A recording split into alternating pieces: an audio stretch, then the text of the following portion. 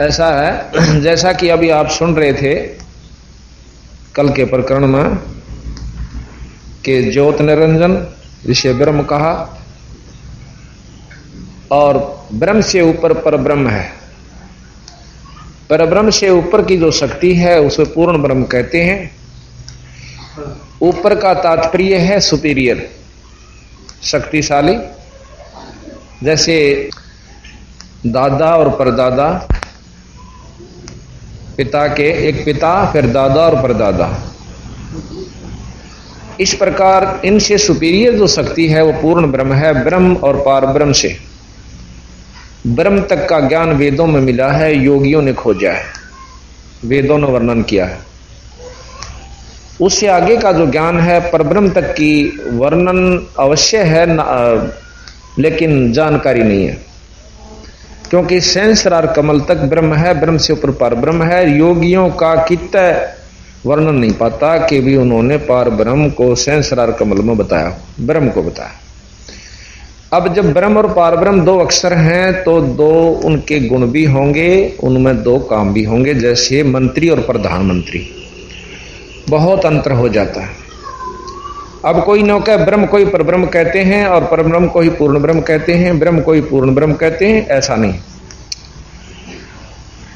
अगर कोई मुख्यमंत्री को प्रधानमंत्री या सेंटर का होम मंत्री कहे तो अच्छी नहीं, जची नहीं है बात, क्योंकि मुख्यमंत्री के कुछ और शक्तियां जरूर हैं लेकिन प्रधानमंत्री का समान नहीं हो सकती। मिलती जुलतियां होती हैं क्योंकि कार भी है, कोठी भी है, झंडी भी है और सुविधा सारी होती हैं, लेकिन उसी सुविधाओं को देखकर उन्हीं शक्तियों को हम परिचित होकर के ये मान लें कि ये जो दूसरी कार में चाहिए वो भी मुख्यमंत्री, ऐसा प्रधानमंत्री को भी, तो ऐसा अनजान आदमी कह सकता जिसने कतिये बेरा ना हो, जिसको जानकारी है वो अच्छी तरह समझ सकता। अब हम आपको, क्योंकि स्वामी दयानंद जी महाराज ने, ऋषि जी ने हमें बहुत कुछ समाज को दिया और माना जाता है। अभी आपको सत्यार्थ प्रकाश से उनका वर्णन सुनाएंगे, उनका अपनी व्याख्या, जो कि बहुत श्रेष्ठ ज्ञान मान करके हमें स्वीकार किया था। और फिर बंदी छोड़ गरीबदास जी का ज्ञान आप सुनोगे जब अपने आप पता चल जाएगा कि ज्ञान ये भी है, ये ब्रह्म तक का जानकारी है। इससे ऊपर जानकारी है सत्पुरुष की, परब्रह्म तथा पूर्ण ब्रह्म की। तो ये सत्यार्थ प्रकाश पृष्ठ नंबर 174, वेदों का प्रकाश, वेद ग्रंथ, ऐसा इसके ऊपर हेडिंग लिखी हुई है। तो प्रश्न कर रहा है कि जब निराकार है तो परमात्मा, प्रश्न करता है कि परमेश्वर को आप निराकार मानते हो या साकार? तो स्वामी जी उत्तर दे रहे हैं कि उत्तर निराकार मानते हैं। ये 84वां प्रश्न है, 84। वो कहते हैं मैं निराकार मानता हूं। फिर कहते हैं प्रश्न कर रहा है कि जब निराकार है तो वेद विद्या का उपदेश बिना मुख के उच्चारण कैसे हो सका होगा? क्योंकि वर्णों के उच्चारण में तत्वादी स्थान जीव्या का प्रयत्न अवश्य होना चाहिए। उत्तर स्वामी जी देते हैं कि परमेश्वर के सर्वशक्तिमान और सर्वव्यापक होने से जीवों को अपनी व्याप्ति से वेद विद्या के उपदेश करने में कुछ भी मुखादि की अपेक्षा नहीं है, क्योंकि मुख जीवा से उच्चारण अपने से भिन्न के बोध होने से के लिए किया जाता है, कुछ अपने लिए नहीं। क्योंकि मुख जीवा के व्यापार में करे बिना भी मन के अनेक व्यवहारों का विचार और शब्द उच्चारण होता रहता है। कानों को उंगलियों से मूंद कर देखो, सुनो, बिना मुख जीवा तलवादी स्थानों से किसे कैसे शब्द हो रहे हैं। वैसे जीवों को अंतर्यामी रूप से उपदेश किया है, किंतु केवल दूसरों को समझाने के लिए उच्चारण करने की आवश्यकता है। जब परमेश्वर निराकार सर्वव्यापक है तो अपनी अखिल वेद विद्या का उपदेश जीवस्थ स्वरूप से जीवात्मा में प्रकाशित कर देता है। फिर वह मनुष्य अपने मुख से उच्चारण करके दूसरों को सुनाता है, इसलिए ईश्वर में दोष नहीं आता। यह स्वामी जी का कहना है कि परमात्मा तो निराकार से, पर वो किसी श्रेष्ठ व्यक्ति के अंदर आकर अपना विचार, अपनी ज्ञान दे देता है। ठीक है, अब प्रश्न किया है कि किन आत्माओं में कब वेद का प्रकाश किया। उत्तर दिया स्वामी जी ने कि संस्कृत भी लिखा है, या किसी ब्राह्मण का आगे प्रकरण भी दे रखा है। प्रथम सृष्टि की आदि में परमात्मा ने, सबसे पहले भगवान ने अग्नि, वायु, आदित्य तथा अंगिरा इन ऋषियों के आत्मा में एक एक वेद का प्रकाश किया। अब विचार से सुनते जाइए कि एक ऋषि की आत्मा में परमात्मा ने एक वेद का ज्ञान दिया। चलो हम ये मान लेते हैं कि परमात्मा ने उस ऋषि को इतना योग्य समझा कि एक वेद के ज्ञान से ज्यादा युग कह भी नहीं सकता, अर्थात वो पूर्ण पुण्य आत्मा नहीं होगी, शुद्ध आत्मा, क्योंकि शुद्ध आत्मा में आगे भगवान अपनी व्याख्या करता है। चलो अच्छा जी, आगे चलते हैं कि 4 ऋषियों ने चारों वेदों का वर्णन किया। तो इस प्रकार यह प्रश्न है कि या वह ब्राह्मणम विदिता, ये वैसे संस्कृत से, उसका उत्तर है कि प्रश्न हिंदी में यह है कि यह उपनिषद का वचन है, इस वचन से ब्रह्मा जी के हृदय में वेदों का उपदेश किया है। फिर अन्य आदि ऋषियों, अग्नि आदि ऋषियों के आत्मा में क्यों कहा? ब्रह्मा की आत्मा में अग्नि आदि के द्वारा स्थापित कराया। देखो मनुस्मृति में क्या लिखा है, यानी स्वामी जी मनुस्मृति को भी मानते हैं। उधर से ब्राह्मण, जो ब्राह्मण 4-5 ग्रंथ हैं, उन ब्राह्मण ग्रंथों को भी मानते हैं कि उनमें भी भगवान ने आकर अपनी व्यवस्था दी और उन ऋषियों ने अपनी व्याख्या अपने अनुसार, क्योंकि परमात्मा ने बताया, उन्होंने लिखा, ऐसा इनका मानना है। और जिस परमात्मा ने सृष्टि में मनुष्यों को उत्पन्न करके अग्नि और 4 महाविषयों के द्वारा 4 महर्षियों के द्वारा 4 वेद ब्रह्मा को प्राप्त कराए, और उस ब्रह्मा ने अग्नि, वायु, आदित्य और अंगिरा के से यजुर, शाम और अथर्ववेद का ग्रहण किया। अब ये स्वामी जी मानते हैं कि मनुस्मृति में यूं लिख रखा है कि प्रथम परमात्मा ने ब्रह्मा को वेद दिए, और फिर वेद ब्रह्मा ने आगे इन 4 ऋषियों को के मुख से कहाया। अब इस बात को, इसको तथ्य लेकर चले हैं स्वामी जी, इसका सिद्ध हुआ कि यहां वो ब्रह्मा को मानते हैं। अगर मनुस्मृति को समर्थता दी है तो ब्रह्मा भी माना इन्होंने। उधर से कहते हैं कि ब्रह्मा कोई ऐसा वो नहीं है, वो एक आदमी था, व्यक्ति था। अब आगे लेते हैं कि प्रश्न किया कि किसी देश भाषा में वेदों का प्रकाश न करके संस्कृत में क्यों किया। अब स्वामी जी कहते हैं कि जो किसी देश भाषा में प्रकाश करता तो ईश्वर पक्षपाती होता। ये सत्यार्थ प्रकाश कर रहा है। आप ध्यान से सुनिए, विचार कीजिए, हम फिर इसको विस्तार से बताएंगे आपको कि पक्षपाती किस तरह होता है। तो क्योंकि जिस देश की भाषा में प्रकाश करता उनको सुगमता और विदेशियों को कठिनता वेदों के पढ़ने पढ़ाने में होती। कहते हैं कि अगर किसी की मातृभाषा में, जैसे हरियाणवी भाषा में लिख देता तो दूसरी भाषा वाला न दिक्कत होती, और तीसरी भाषा में लिख देता तो उनको होती। इसलिए भगवान पक्षपात नहीं किया और संस्कृत में कर दिया, जो कि किससे का समझ में नहीं आवती। संस्कृत आज बताओ कितने प्रतिशत जान सकते हैं? अब आगे चलिए। इसलिए संस्कृत में ही प्रकाश किया, जो कि किसी देश भाषा नहीं, और वेद भाषा अन्य सब भाषाओं का कारण है। उसी में वेदों का प्रकाश किया। जैसे ईश्वर की पृथ्वी आदि सृष्टि सब देश व देश वालों के लिए एक सी है, सब शिल्प विद्या का कारण है, वैसे परमेश्वर की विद्या की भाषा भी एक ही होनी चाहिए। सब देश वालों को पढ़ने पढ़ाने में तुल्य परिश्रम करने से ईश्वर पक्षपाती नहीं होता और सब आशाओं का कारण भी है। अब बंदी छोड़ महाराज के बारे में हम बताएं कि संस्कृत वो परमात्मा पक्षपाती है या ये है?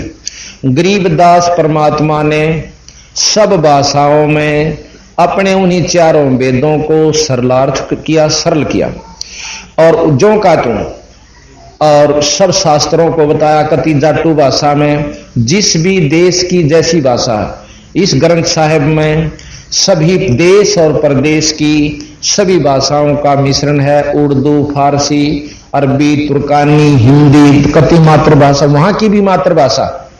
एक शब्द है इसमें पोइस, बाबा पोइस है, चला जावे पथ पोइस है, और जिन पोइस का मर्म ना जाना वो जन्म आकार आगे पोइस पाछे पोइस, पोइस पोइस ओइस है, और जिन पोइस का मर्म ना जाना जन्म आकार खोइस है।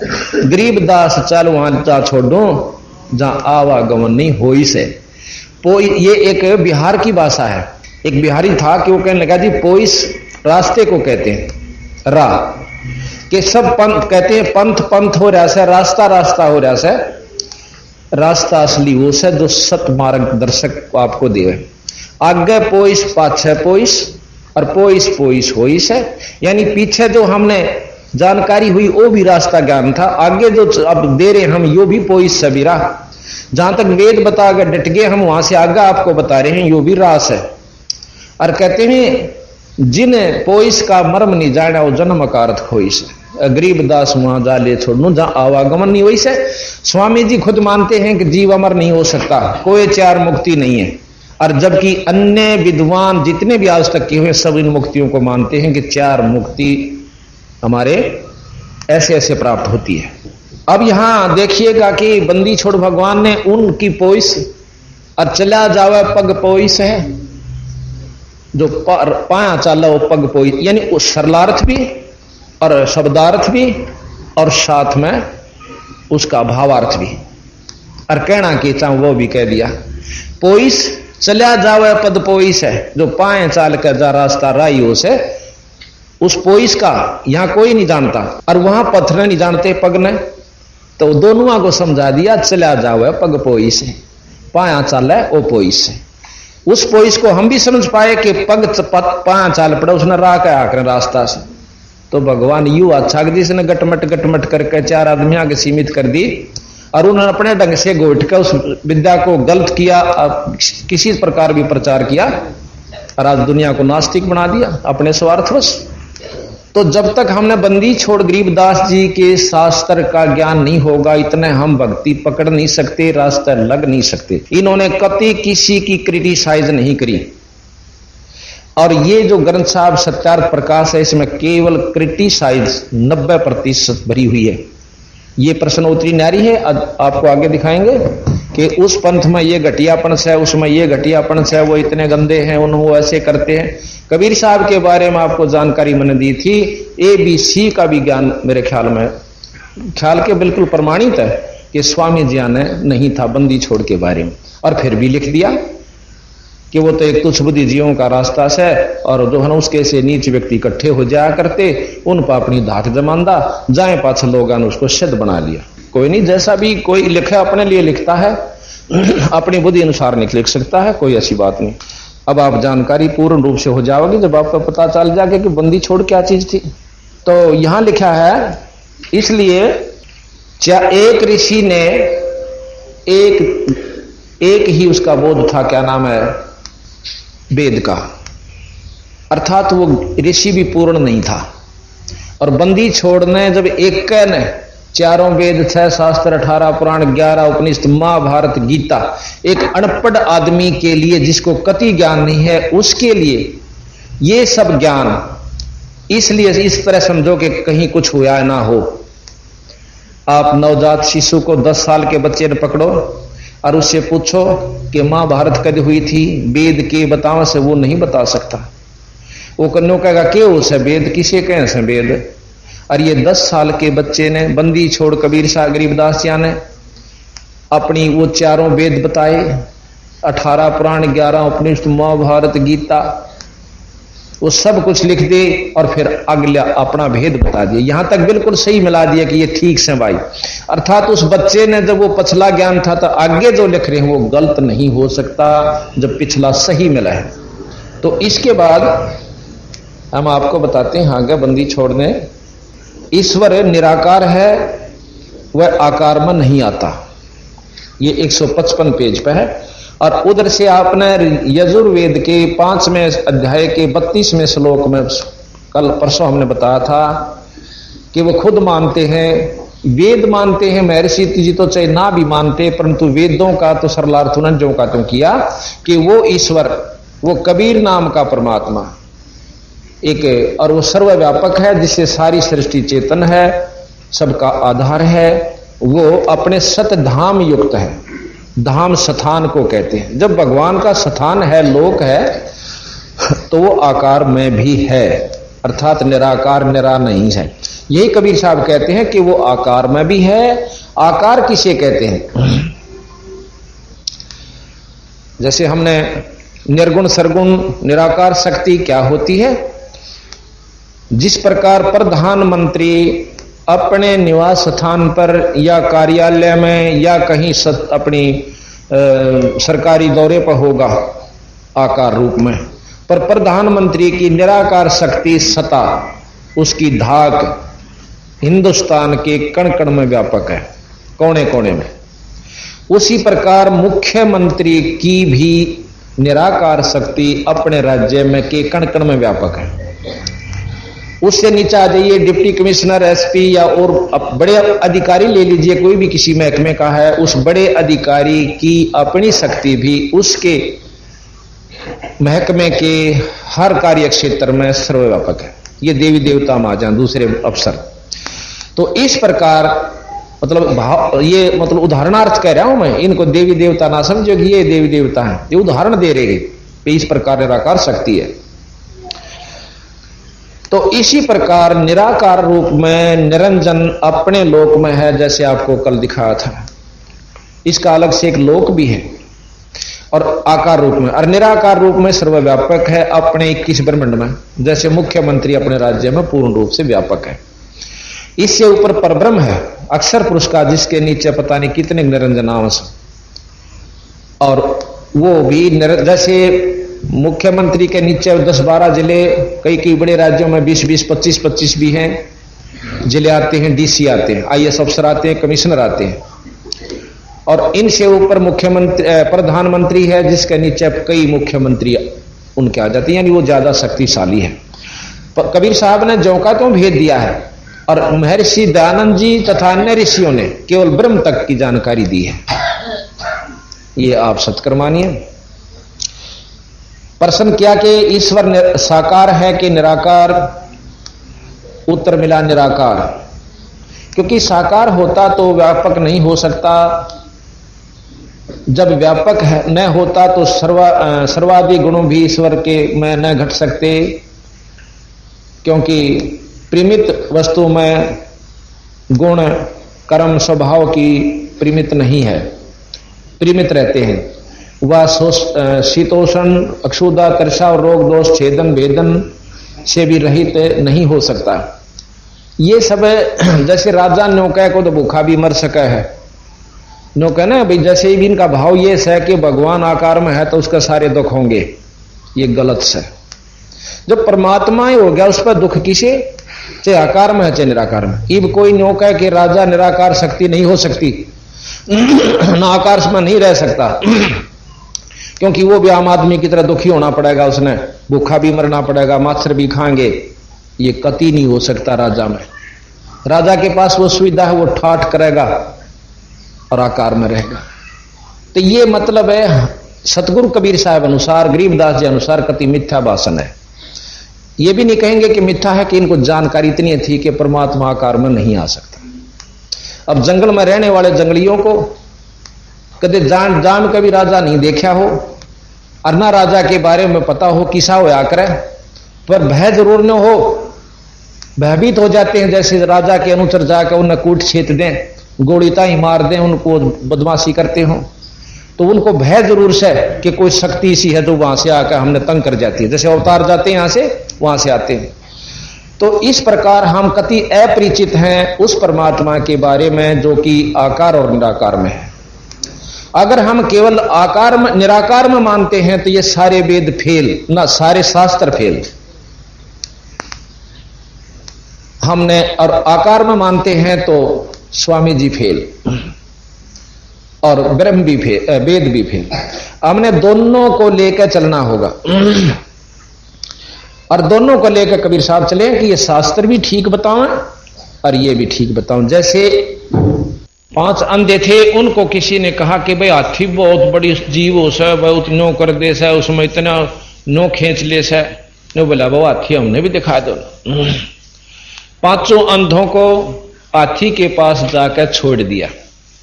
अब एक कहता 5 आगे, एक का पूछड़, एक पेट तले के यानी शरीर पर हाथ फेरे से, और दूसरे का उसकी सूंड ठहगी, एक का कान का हाथ लग गया। पूर्ण विवरण ले लिया उसका कान का, किसा हो से छाज कैसा हो से, अपने मन में विचार किया। फिर हाथी के पांव जिसके ठहरे थे वो आकर के फिर पूछा भाई देखा है हाथी? खूब देखा है। ये जो समाधिस्थ होने वालों के ऊपर व्याख्या है अनजानपने में। तो वहां क्या हुआ, जिसका 5 आए थे उन्होंने बोला हाथी बताओ किसा हो से? अग देख थांब का हाथ ला के बोला थांब कैसा हो से। जिसका पुछड़ ठाई थी ने बोला पटे कैसा हो सा हाथी। जिसका कान्ना का विवरण लेकर आया था पूरी जानकारी ने बोला छाज देखा है हाथी, छाज कैसा हो से जैसा होता है। और सूंड ठाई थी ने बोला एक रबड़ की नाली सी हो ना मोटी, ईसा हो सा हाथी। और कहा छोड़ने ने हाथी तो भाई थांब कैसा हो से। जिसका पेट पे हाथ फेरा था ने बोला बेटोड़े कैसा हो सा हाथी थे, क्यों करड़ा भी हो से और भारा भी इतना हो से।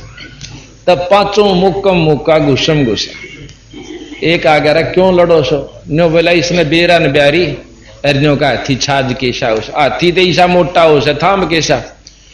और उन तुम भाई के कह बोला बेटोड़े कैसा हो सा हाथी, तो वही कैसे न बेरा है कौन। एक का बोला पटे कैसा हो।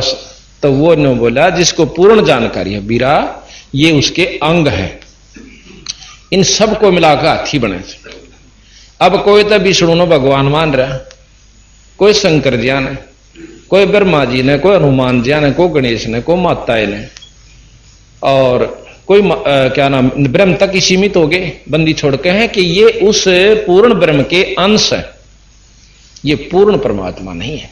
इन तक काम डग रहा है उसका और उससे भिन्न भी नहीं, क्योंकि हर जीव महाराज कबीर साहब से आए हैं सतपुरुष से। तो इस प्रकार की व्याख्या जो बंदी छोड़ने दी है बिरा यो किता मिलेगी। इसलिए परमात्मा भी शरीर धारण नहीं कर सकता क्योंकि वो सारा दुखी हो जाए। फिर ऐसे भी यहां सिद्ध पुरुष हुए हैं जिनमें अग्नि का भी असर नहीं होता। अर्थात आप देखते हो धोने के ऊपर 5-5 धोने लाकर जेठ की धूप में बैठ जाए, उसमें कोई शक्ति सिद्धि है जिस तो उसका असर नहीं होता। और आप बैठ कर दिखाओ जड़ नहीं जाओता। तो इसका मतलब यह है कि जब उस एक व्यक्ति में मनुष्यधार शरीर करके आ रहा है एक संत भगत है और वो साधना कर रहा है, उसका आगे भी असर नहीं कर रही, तो परमात्मा तो उस तो बहुत सुपीरियर शक्ति है और वो आकार में आ जाता उस पर भी कोई है जहां पर उस पर कोई भी ये 5 तत्व असर नहीं करते। तो इस प्रकार हमने जो जानकारी थी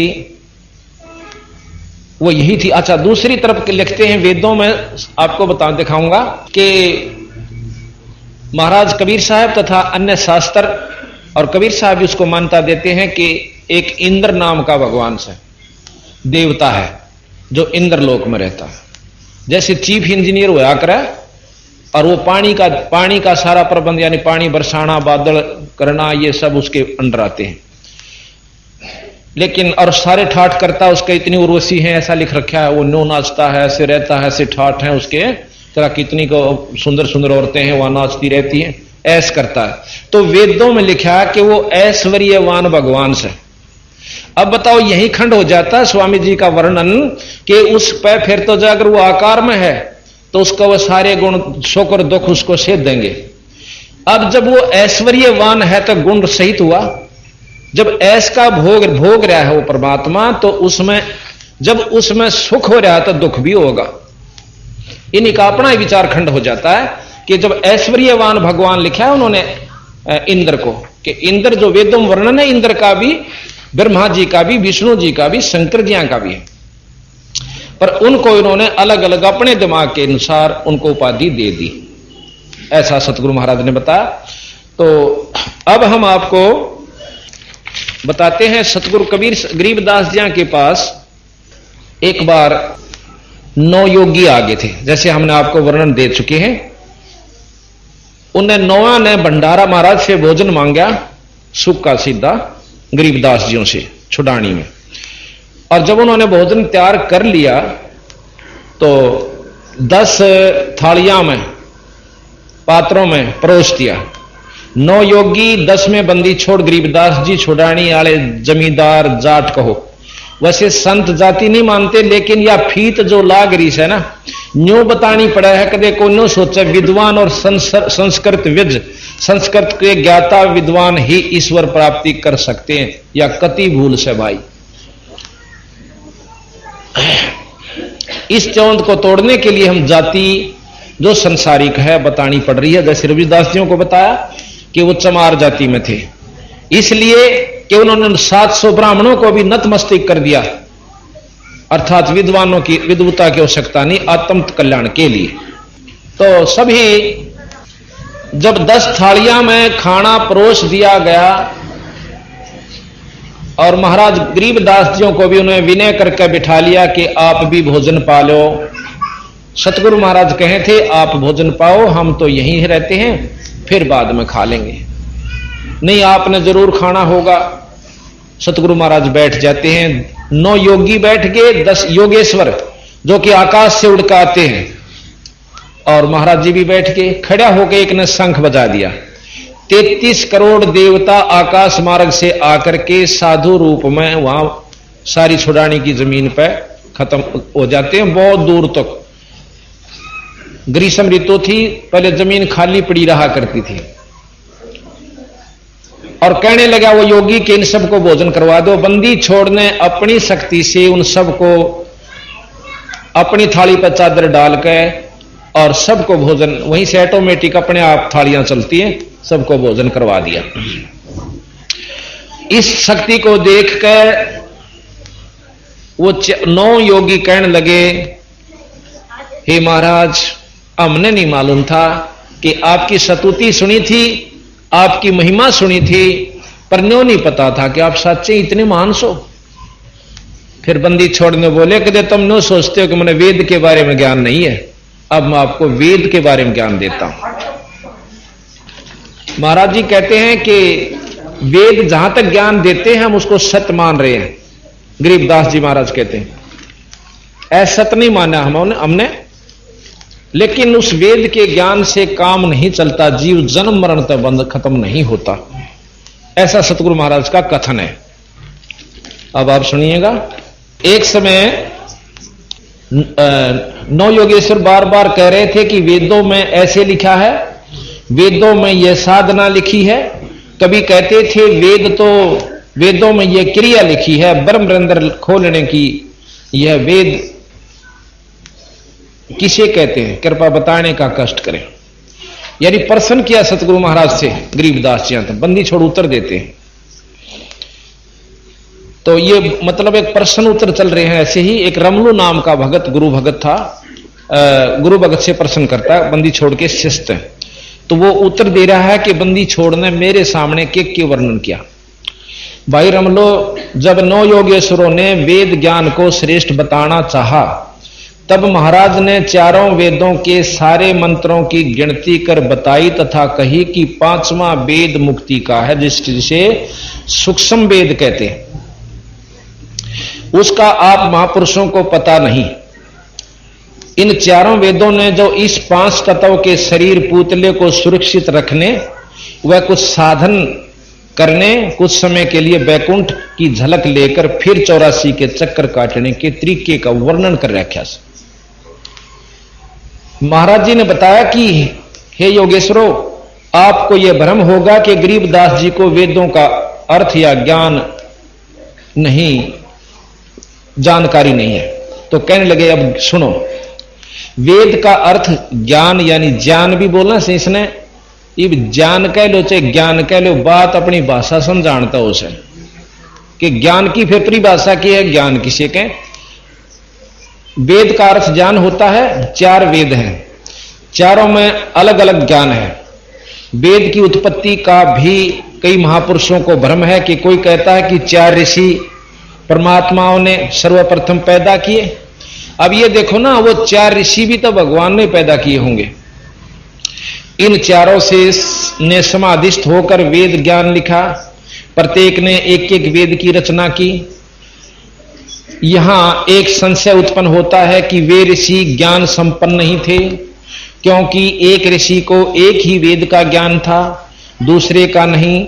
ऐसे अधूरे ज्ञान वाले व्यक्ति महापुरुष से यह उम्मीद नहीं की जा सकती कि उनका ज्ञान श्रेष्ठ है। सर्व ज्ञान उत्पन्न हो, सर्व ज्ञान संपन्न तो एक ही बहुत है। जिस प्रकार कबीर साहब ने चारों वेद व 18 पुराणों, 6 शास्त्रों और 11 उपनिषद, गीता जी, भागवत, रामायण, महाभारत का पूर्ण ज्ञान देकर के मुसलमान धर्म का भी ज्यों का तो वर्णन, चारों कतेबों व मोहम्मद की उत्पत्ति तक का ज्ञान दे रखा है कि मोहम्मद जो मुसलमान धर्म के प्रवर्तक हैं वो कैसे उत्पन्न हुए और कौन से लोग आए थे। अब आप बताओ कि 4 ऋषि व बाद में पुराणों व गीता, भागवत, रामायण, महाभारत लेखकों का ज्ञान श्रेष्ठ है या उस एक महात्मा या सारे ने सारा विवरण ज्यों का त्यों ही लिखकर फिर आगे उनसे ऊपर की शक्ति का भी ब्यौरा दे रखा है, वह श्रेष्ठ है। नौ योगेश्वर ने कहा कि हम आप गरीबदास जी से कह रहे हैं, ना कि कबीर साहब से। ने बोले हम आपने पूछा, हाँ कबीर साहब का नहीं पूछते। आप अपने ज्ञान का परिचय दें। महाराज जी ने कहा कि यदि पूर्ण विवरण चाहिए तो मेरे केवल एक ही, सारे ही वर्णन का दे दिया, उनका ज्ञान श्रेष्ठ। अब यहां चारों को सबको ले लिया। किसी ने तो 18 पुराण ही ज्ञान था, किसी ने चारों एक एक वेद लिख दिया, किसी ने रामायण, जैसे तुलसी साहब ने केवल रामायण की ही व्याख्या की।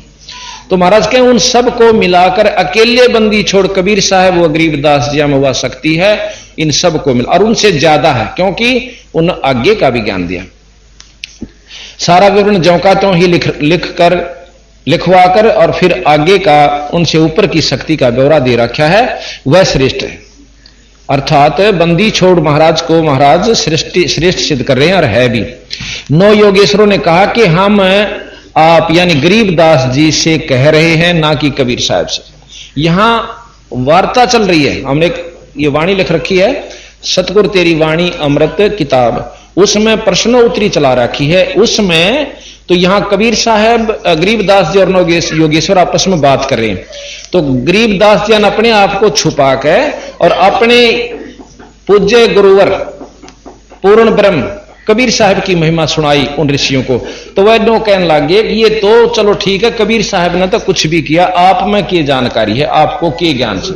उन्होंने धोती कुर्ते वाला जमींदार दिखा कि कुछ नहीं जानता हूं, बात बनावा से।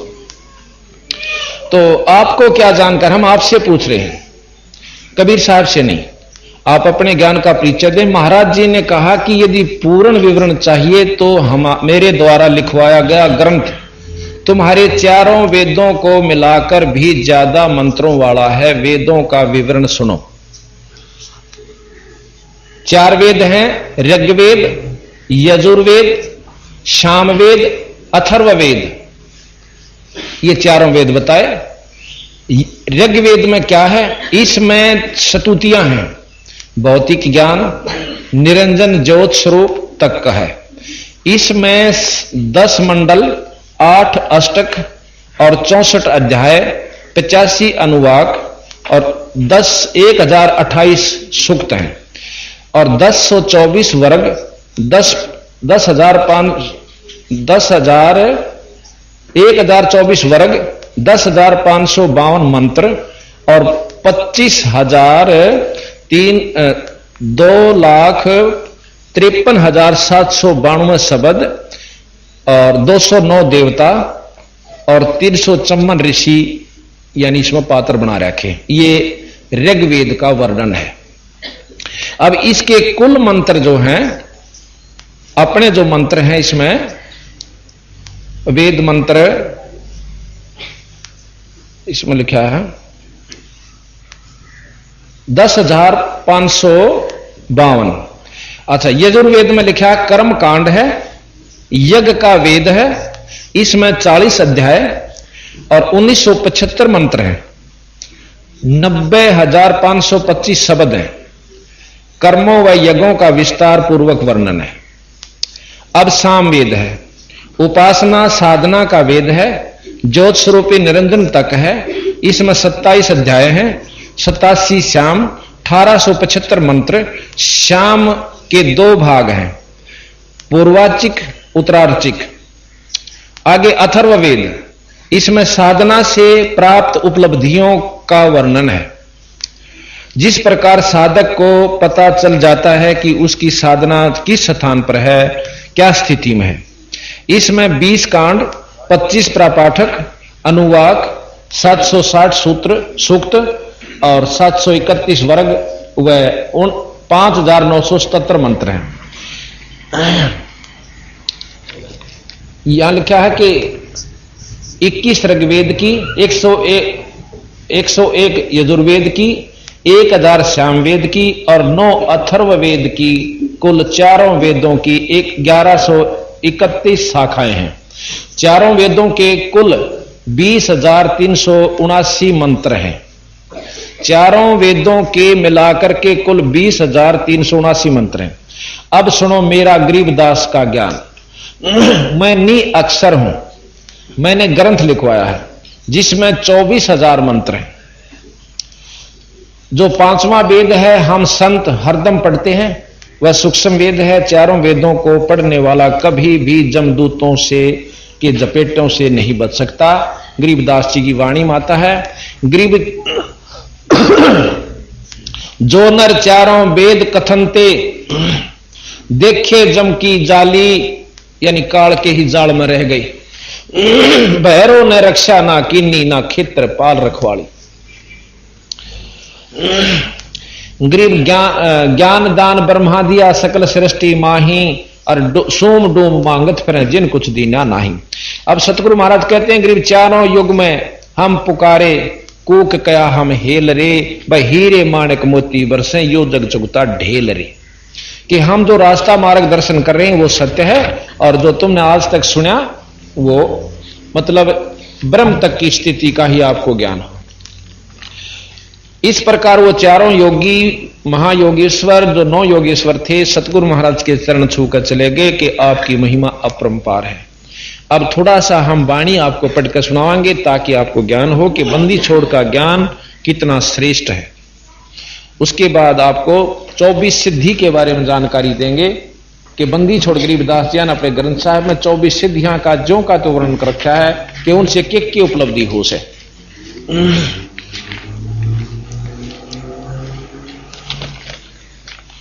सतगुरु महाराज गरीबदास जियों का मूल ज्ञान थोड़ा थोड़ा सुनाएंगे, क्यों ज्यादा तो ये अकेला मूल ज्ञान इतना अनुमान 10 दिन में इसका व्याख्या हो। बंदी छोड़ महाराज कहते हैं, बेदी संग मिले दिलदानी, जद ये पावे अक्त कहानी। उन्होंने समझना लगे कि महाराज हमने तो ना सुना था। वो योगी कहने लगे कि ऐसा ज्ञान बंदी छोड़ हमने तो नहीं सुना था। न बोले बेदी संग लीजे दिलदानी, जिसने वो जानकारी हो उसके शिष्य बनो। आप मेरे से उपदेश लो, लाइक पल में पहुंचाऊं तो पर मानता यहां कोई नहीं। जो जहां रंग चुका है, जहां बैठ चुका है, उसे ऊपर न सरकने जी नहीं करता, बल्कि ज्ञानी होकर के श्रेष्ठ ज्ञान को नकारा कर देते। बेदी संग मिले दिलदानी, जदिया पावे अक्त कहानी, प्रथम अंजल संयम राखे, योग लक्षण सब सतगुरु भाखे। प्रथम अंजल संयम, यानी कम खावे, थोड़ी रोटी खावे, घना नो भरे नहीं पेट को, और कम पानी पीवे, यानी आवश्यकता अनुसार खावे। इतना भी नहीं ज्यादा खा ले कि आलस बन जावे, उठ ना सके या कई बार टट्टी जाना पड़े, यानी थोड़ा खावे और फिर साधना शुरू कर दे। योगियों को बताते हैं, फिर अपना रास्ता बताऊंगे। क्रिया नेम गणेश बखानो, धोती नीति कर अस्थानो, अजरी बजरी बंद बाई, द्वादश खेच पताल समाई, बामा चरण गुदा में लावे, आसन इंद्री मूल समावे। ये सिद्धासन है कि बाएं पां की एडी गुदा और लिंग के बीच में स्थान है, जिसमें वहां लगावे और दूसरे ने उसके ऊपर धर ले दाएं ने। इसको कहते हैं सिद्धासन। बंदी छोड़ के हैं, कदे नो सोचते हो कि न क्या का नहीं मालूम था, ये बता रहे हैं। बामा चरण गुदा में लावे, आसन इंद्री मूल समावे, दैना ऊपर अस्तर राखे, दो स्वर खींच पतालों दाखे। दो स्वर, ये प्राणायाम कई प्रकार की। एक तो ऐसे इस बाएं नाक से सांस लिया, इसको बंद कर लिया, फिर बाएं को बंद किया, दाएं से काट दिया, फिर वापस बाएं दाएं से ले, ये रोक लिया, इसको कुंभक कहते हैं, फिर वापस इसी से निकाल दिया। ये एक पूरा प्राणायाम हो जाता है। एक दूसरा होता है कि एकदम खींच ले और फिर एकदम छोड़ दे। इस सांस जब कति टूटन न हो ले, जब उल्टा लावे, यू मन भाग्या हुआ वहां डट जाएगा। जब यू न सोचेगा तुम मरेगा। अब कितना मन जा रहा है, एक बार नाक बंद कर ले कोई आकर, और न सोचा मर गया रहा है, वो सारे दुख न भूल जाता और वहां एकत्रित हो जाता है। इस प्रकार ये प्राणायाम एक बार इस मन को कुछ समय के लिए स्थान पर ले आवश्यक, पर पूर्ण रूप से नहीं रोक सकती है। सीधी तरीका विधि कहते हैं, दोनों स्वर खींच पतालों धावे, और फिर मतलब ने घूम घाम कर जहां भी जिस लोक में जाना है वहां पहुंचा। मेरुदंड को राखे सोदा, जाका कमल ना होवे मुदा। मेरुदंड इस पिछले कड़के बांस ने सीधा रख। अब ये कमल कड़के बांस का बहुत छोटी छोटी, इसमें छोटी छोटी गांठ सी, यानी जैसे सांप आपने देखा हो मरिया हुआ और उसकी हड्डी हड्डी देखे, ऐसा हो सके। और यो ऐसे मुड़ता मुड़ता कति मुड़ जाता है, ये इतना होकर के न्यू हो जा से, जब हम न्यू हो जाए तो कहते हैं यहां पर कमल बने हुए हैं। ये जो कल दिखाए थे, इनमें पत्तियां हैं। वो कमल जैसे यहां लटक रहा है, वो पत्ता कमल बना, वो न्यू हो जाए नीचे ने, ये भी नीचे न हो जाए और यो भी नीचे न हो जाए। जब न्यू करना और सीधा करना में, ये न्यू सीधे खड़े हो जाए, वो पत्ती अपने अपने स्थान पर खुल सी जा, थोड़ी थोड़ी पूर्णतः खुलती है मंत्र से या योगी खोलते योग विधि से। तो वह न्यू का न्यू रखे ताकि वह तेरे कमल सीधे रह जाए, कमल मुद्दे ना हो। मेरुदंड को राखे सोदा, जाका कमल ना होवे मुद्दा, यानी मुंदे ना पड़े नीचे। ये बता, इसमें संस्कृत अच्छी किया अच्छी, जो कति सीधा आम व्यक्ति समझ ले, इसने समझाने लग रहे और वो संस्कृत में कह रखा, तो यू निरपेक्ष परमात्मा हुआ, ना कि वो जिसने केवल संस्कृत में लिख दिया। दम का दगड़ा मंजन मांजे, सुन का सुरमा अंजन अंजय। दम यानी सांस के द्वारा रास्ता बनाते हैं योगी जन नु चाले। मेरुदंड को राम रसायन फूल चुवावे, इला पिंगला फेर चलावे। वही इला पिंगला, वही दो सुर एक ही चीज, सांसों से चलकर फिर इला पिंगला में प्रवेश करती। नाड़ियां हैं दो आगे जाल, दोनों स्वरों से सांस निकल कर जब खूब व्यास हो जाएगा, जब इला और पिंगला खुले, इला पिंगला की फिर अच्छा व्यास हो जाएगा। वैसे तो ये सांस फेफड़ों में जाता है, प्राणायाम से वो इला पिंगला में प्रवेश करना थोड़ा थोड़ा शुरू कर देगा। इला पिंगला की अभ्यास के बाद फिर एक सुषुम्ना नाड़ी है, जैसे दोनों जागरियां जहां मिलती है उनके मध्य में इला इधर चली जा, पिंगला इधर आ जाती है, उनके मध्य में एक और सुराख है जो वहां से इला चलती, सुषुम्ना चलती है। सुषुम्ना जाती वहां पर, इला अपने स्थान पर और दूसरे उस स्थान पर चली जाती है। इला पिंगला, इला इड़ा कहते हैं इसको और पिंगला कहते हैं बाएं को। इसी को महाराज ने इसको चंद्रद्वार कहा, जो कि औलास है, ये शीतल होता है। और इसको सूर्य कहा, इसको सूर्य द्वार, इसको चंद्रमा कहा, इसको सूरज भी के नाम से भी आगे संबोधित किया। चंद सूरज दो थेगड़ी लगाई, तो ये एक चंद और एक ये सूरज, कई लोगों का मिला आख्यान चंद सूरज के हैं, नहीं, ये चंद सूरज इला पिंगला गर्म और शरद दो दे दिखाई, ये इसी को लेकर चले। इतना गहरा ज्ञान बंदी छोड़का है। सुषमा कहते ना, राम रसायन फूल चवावे, इला पिंगला फेर चलावे, सुषमण सुरत लगावे ध्यानम, चंद्र सूर मुंदे शशिभानम। ये चंद्र सूर ये बंद हो जाएंगे, यो भी और यो, पहले यहां से शुरू करना, फिर ये बंद हो जाएंगे दो स्वर, और फिर वो इला पिंगला शुरू हो जाएगी, उसमें से फिर सुषमणा में प्रवेश कर जाएंगे। दो मुख की नागनी गैलावे, मेर दंड को उल्ट बहावे। अब यहां से चले यहां पर नाभि कमल में आए, और नाभि कमल की वह नागिनी जो कल बताई थी, उसके पीछ सांस तक वो नो खड़ी हुई है, और उस ट्यूब के नली का जो कि आगे चलती है उसको बंद कर रखा, 3 पेच लगाकर लपेटे, उसको खुल जाता है सांस रुक जाने से, वह नीचे मुंह कर ले से उसमें योगी करके मूल कमल में जाते हैं। पहले नाभि कमल से रास्ता नीचे को भी जाता है, एक नीचे मूल कमल में जाते, मूल कमल से सिद्धि प्राप्त करते गणेश जी थे। कल आपने सुना था ना कि रिद्धि सिद्धि भंडारा है, मूल कमल में गणेश है, रिद्धि सिद्धि चौर ढुलारा है। उस सिद्धियां वहां से लेकर योगी फिर आगे ने उन सिद्धि सहारा देती है उनको।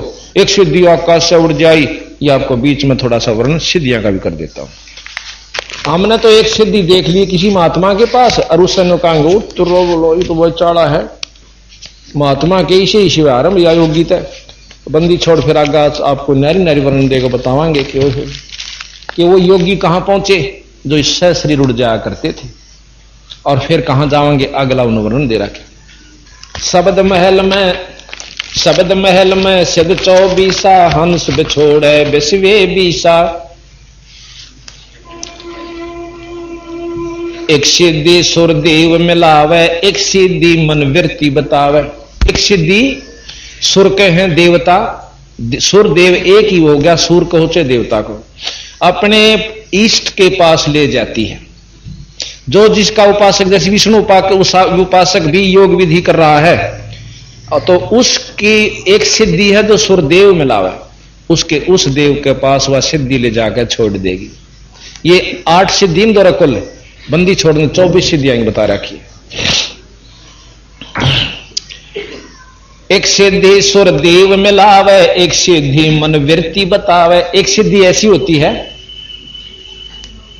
आपने देखा होगा कि भाई एक महात्मा ऐसा है, उधर चले जा ना जानते नहीं, बता दे रहा तो कौन सा गांव मत आया है, और के सोच रहा था तुम, उड़े सी खड़ा था, उड़ा के सोच रहा था, और फिर कोई प्रश्न करना है उसकी, आप बता दे तू ये कहना चाहो से मंदी छोड़ के हैं इस तरह उसने परमात्मा प्राप्ति वाला आदमी ना संत ना समझियो। आपको सच बताऊं कि एक बार हमारी भैंस खो गई थी, हमारे घर वाले गए पूछा पड़वान, क्यों अनजान के राखी चले जा, और उन्होंने शक कर लिया किसी व्यक्ति विशेष पे। वहां गए, तने बोला भाई अपने न्यारे न्यारे कागजा पे 10 आदमियों के नाम लिख दो, और जिन मत एक आदमी हो जिस पर थारा शक है, उनने उस शक वाले आदमी का नाम लिख दिया। उसने फट दे मूंद का आंख और वह पर्ची काट दी जिसकी उनके मन में शक था। ये मेरे पिताजी आड़े बैठे, ये गया था गेला उनका। तो उसके बाद वो भाई पुलिस में भी दिया, पुलिस वाले ने बोले भाई तेरी पूछा के आधार पर हम इसने कुछ कहा को नहीं ने, बाकी हमारी तरफ से चोर नहीं। फिर पता भी चला को चोर नहीं था। दूसरी बार फिर गए राजस्थान में, फिर दूसरे पर शक कर लिया, ने बोला भाई जिस पर थारा शक है और वो पर्चिया में लिखवा दो, वो लिखवा दिए 10 नाम। उसने फट जो नए पर शक था वो काट के दे दिया। क्यों आड़त पूरा विचार करके चला, मैंने उड़ा देखा और उस पर पूछा, वो नो बोला और उसकी नो वृत्ति थी मैं पक्का चोर से। तो उड़द सारे बतलांदे भी जहां राम है, सारे के मन में फिट हो जाए पक्का चोर से, और जानने लिख दे। उसने वह एक कागज ठा के दे दिया जो नया चोर सिद्ध कराया था अपने आप में हमने। उन्होंने बोला यू चोर से। फिर आए वो उन्होंने पंचायत करी, भाई क्यों खाम खा के गेट बना रहे हो, काल उसने चोर बताओ थे, आज यू बताने लाग रहे। तो भाव ये वो भी चोर नहीं था, उसका कोई भेद नहीं चला उस भैंस का। तो भाव ये से कहने का कि ये सिद्धियां होती हैं, ये तो वो एक पूछा पढ़ में बता दे तेरे मन में कैसे हुआ, मन वृत्ति बता दी उसने, मन की वृत्ति बतावे और न्यो बता दे। और साधु आंख में बैठा न सोचाएंगे वो भगवान के चाड़ा से बंदी छोड़ के गधे की जुनी में जाएंगे ये लोग। इस सतगुरु का प्रमाण से आपके सामने प्रमाणित है, कोई ऐसी वैसी बात नहीं है को हम अपने घर से कहते हैं। एक सिद्धि सुर देव मिलावे, एक सिद्धि मन वृत्ति बतावे, एक सिद्धि हो पवन स्वरूपी ही, एक सिद्धि हो वह अनुरूपी। एक सिद्धि हो पवन स्वरूपी, हवा में के समान हो जाते हैं, दिखते नहीं। एक सिद्धि निस्वासर जागे, एक सिद्धि सेवक हो आगे। एक संत गांव के बाहर जा बैठा और देखा गांव वाला भाई काल का बैठा है और सौंदा नीनो बैठा और या घूम फिरावा से फिर बैठ जा। हमने सुता नहीं देख लिया, आज 3 दिन हो गए इसना आंख नीचे, और लोग क्या देखने लगे 10 दिन हो गए सोए नहीं। उसके पांव पकड़े और मंदिर बना दिया और मार बेगन तैर दिया।